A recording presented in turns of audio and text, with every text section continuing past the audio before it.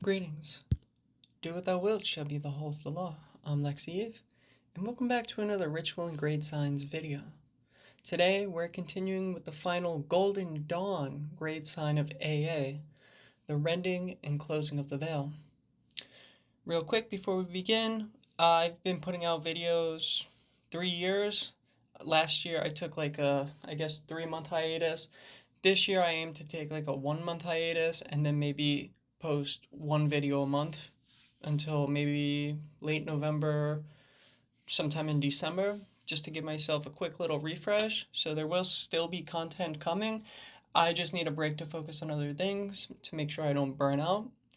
But I definitely encourage everyone, if you appreciate the content that I'm putting out, the information that I'm providing, give a like, share, let people know about the channel. And yeah, just taking a short little break to focus on my art, to focus on some other areas of life that have not been neglected, but I'd like to put a little more time into. So, with that, let's begin. The description of the grade sign is thus. Common title, Spirit. The rending and closing of the veil. AA grade, Dominus Liminis. Description. Properly speaking, this is two different signs, where the magician is either tearing open a split veil or closing it. The forearm should be roughly parallel to the floor. This pair of grade signs first appears in the Golden Dawn's portal grade, and is announced twice by the chief adept. Quote, the whole word is paroketh, which is the veil of the tabernacle. All make the signs of rending of the veil, end quote. And again in the same ritual, quote, by the word paroketh and in the sign of the rending of the veil, I declare that the portal of the vault of the Adepti has been opened, end quote. The portal grade, like Dominus Liminis, is placed on the tree of life between Yesod and Tifereth, exactly where the veil or paroketh is located. Paroketh, which is Hebrew for veil. So let's define paroketh first and foremost. Meaning veil in Hebrew, it is the boundary between the second and third triads on the tree of life. Meaning, it separates Chesed, Geburah, and Tifereth from Netzach, Hod, and Yesod. If we look at the tree, we can understand paroketh's function by looking at the abyss, which separates the first and second triads. See, the second triad is a reflection of the first. Instead of looking at the Tree of Life's manifestation as simply the light of Kether descending and creating something chaotic, one sphere at a time, one path at a time, we can see that that light created an organized pattern, which is symbolized in the tree. The first triad, where all is in union and there is no form, is then reflected in the second triad, where the divine light, that creative source, is manifest physically as the sun, the life-creating source of earth. The abyss is the boundary separating form and formlessness. Further, that same reflection of the first to the second triads happens again from the second to the third triads. Thus, the moon corresponds with Yesod, which reflects the light of the sun. So, all of these symbols are placed just so, outlining an allegory of life on earth, giving us insight into how humanity developed on earth in relation to all of these forces surrounding us. As I've said this many times on this channel, I'm just going to stress again that we cannot intellectualize or observe the source, but we can observe the result of the source in the here and now. So, that is the physical aspects of the symbolism. The spiritual aspects are the energies which these planets, spheres, and triads represent. Without going into each and every one on the tree, the only two of immediate importance are those of Yesod, corresponding with Luna, and Tifereth, corresponding with Sol. In Yesod, we have the symbolism of a light in the night, a willowy gossamer of that solar radiance, and the sphere of the astrolight. The astrolight can be used to create, sure, but it is twice removed from the highest light, and is thus, as said, a reflection of the true source. Keep in mind, Luna is predominantly associated with the feminine as the sun is with the masculine. For the former receives and only reflects light, while the latter exudes light itself. Tifereth is itself the only sphere below the abyss which is directly linked to Kether by a path. Not coincidentally, that path is Gimel, which also corresponds with Luna. But that's an entirely different thing. I only mention it for you to meditate upon the placements of the Tree of Life and see how much thought has gone into setting up these symbols in this order. Regardless, Tifereth is only one reflection from Kether, receiving the divine light and transmuting it directly into solar radiance, and is directly above Paraketh.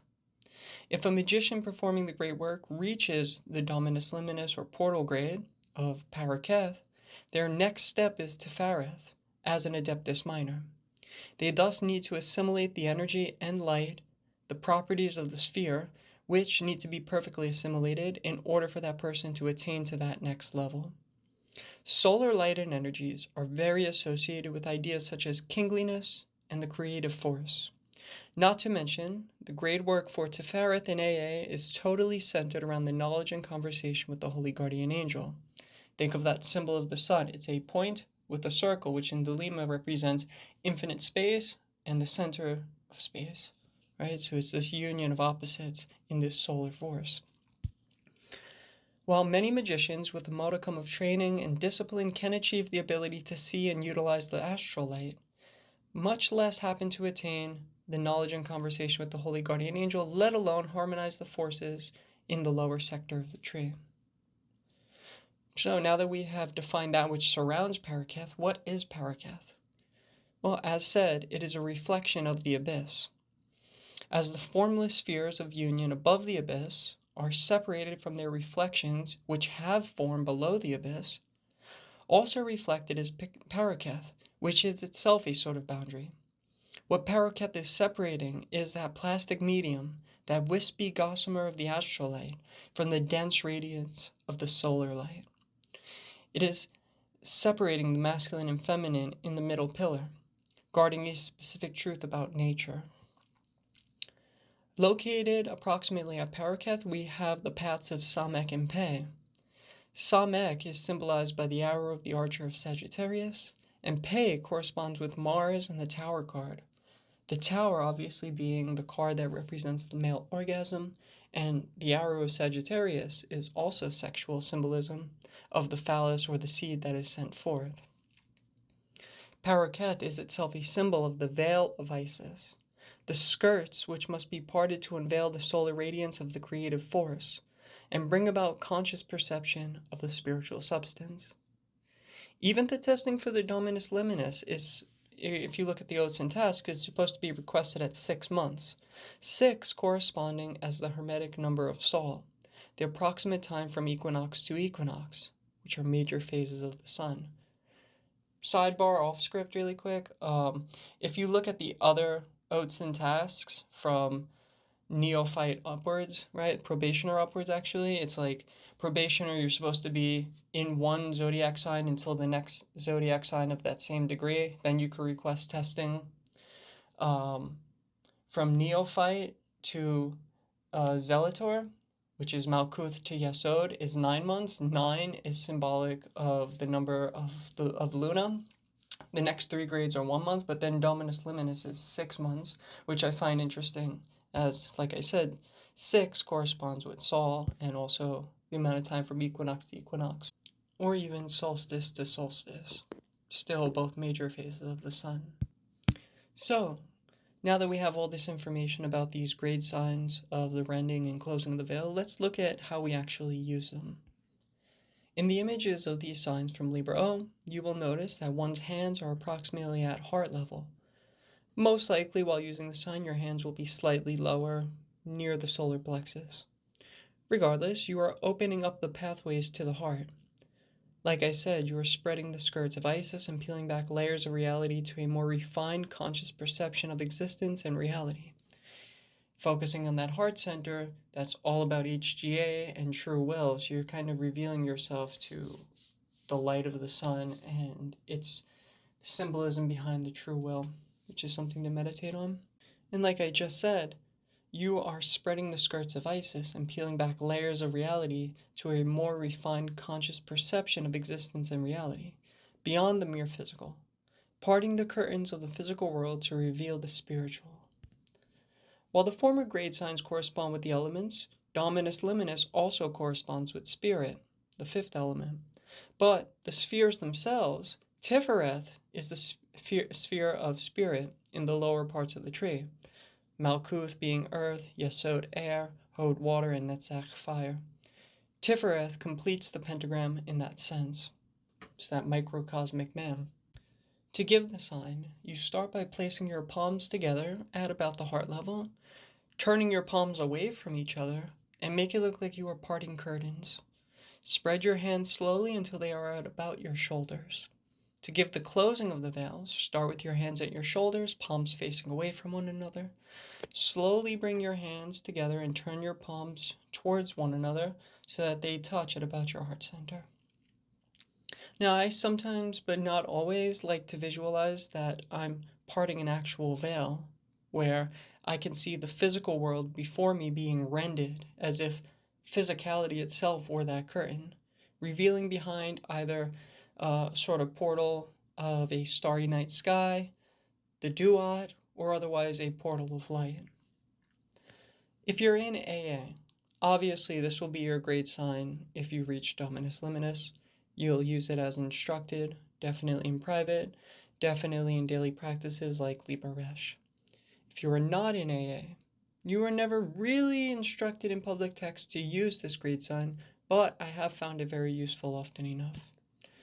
Example, in the greater and supreme versions of the pentagram ritual, when drawing elemental pentagrams, sometimes I give the corresponding elemental grade signs. So for the air pentagram, I give the sign of Shu after intoning that divine name while facing east. For the spirit pentagrams, I've experimented with giving both Dominus Liminis signs after each intonation for all four of the spirit pentagrams, taking my time between the opening and closing of the veil to try to feel spirit a bit more strongly before proceeding to the next quarter. I believe that this can give a taste of the spirit element behind each of the other four elements, a bit stronger.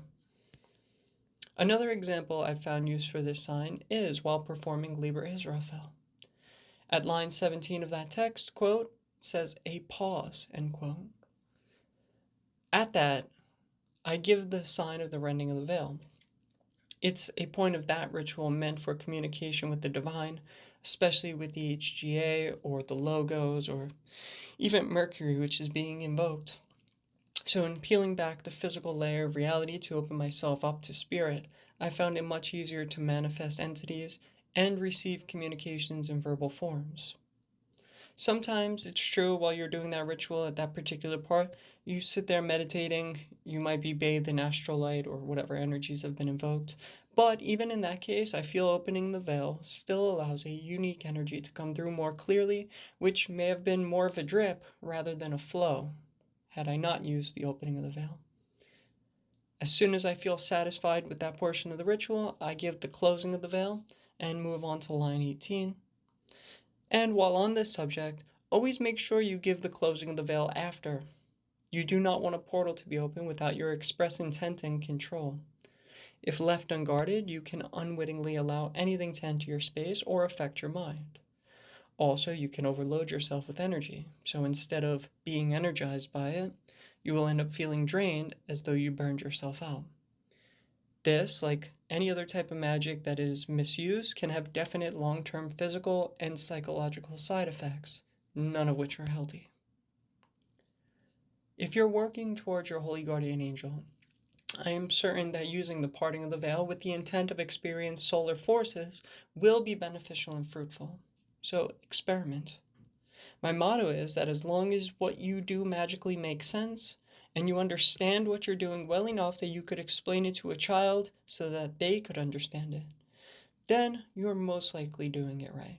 So just always critically think about what you're doing and always simplify, but don't oversimplify. Right? The universe is a lot of complex things going on, but what you're doing magically is relatively simple in most cases. Love is the law, love under will, and I'll catch you all in the next one.